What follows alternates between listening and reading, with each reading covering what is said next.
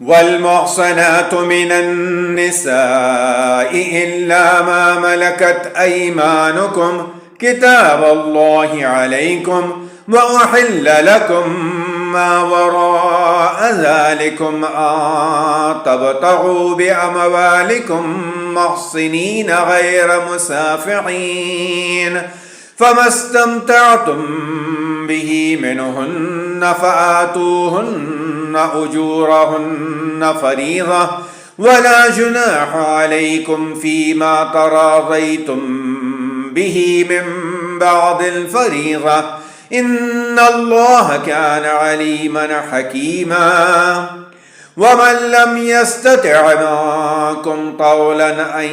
ينكح المحصنات المؤمنات فمما ملكت أيمانكم من فتياتكم المؤمنات، والله أعلم بإيمانكم بعضكم من بعض، فانكحوهن بإذن أهلهن وآتوهن أجورهن بالمعروف محصنات غير مسافحات ولا متخذات أخدان، فإذا أحصن فإن أتين بفاحشة